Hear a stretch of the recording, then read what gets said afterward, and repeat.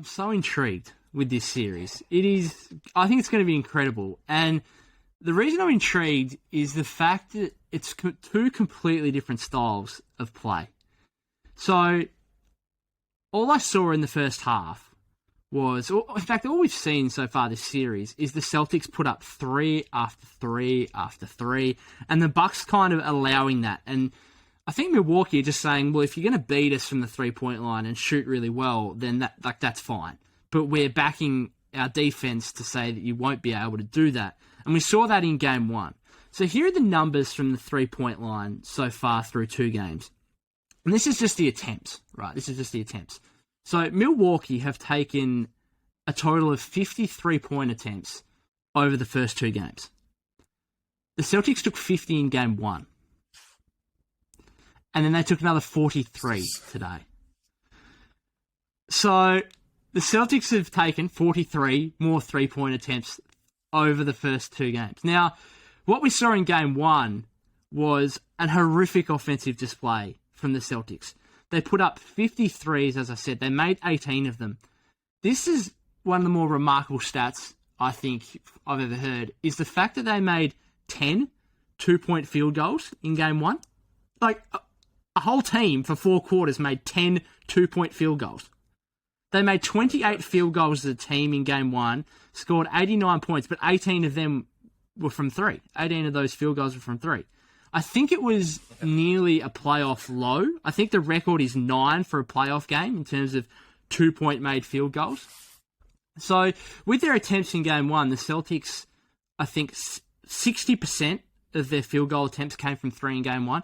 Now, what I saw in the first half was a slight reduction in that and a far greater balance. So first half, they were 51%. In terms of 51% of their field goal attempts were from 3, so basically half and half. I think they were 20 of their 39 attempts were from 3. Now, they hit 13 of those 20 today. 13 of 20 from 3 in the first half. Could not miss. Put up 65 points as a team.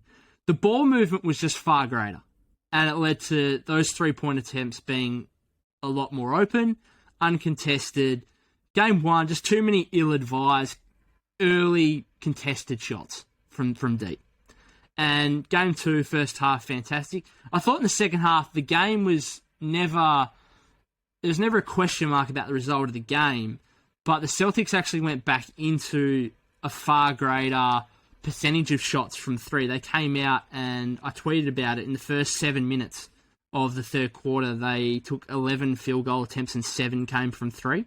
7 of those 11. And they only scored 7 points in the first 7 minutes of the third quarter.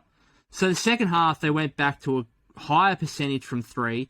A lot of those were one-on-one, Tatum and Brown, trying to take guys off the dribble, much less of that kind of drive and kick game. And they were a lot worse offensively in the second half. So the question I guess I pose to you is, do you think that the Celtics can win this series, or basically shoot the ball well enough from 3 to win this series? What were your predictions before the first 2 games, and have they changed since? My original prediction was Boston in 7 due to the Chris Middleton loss.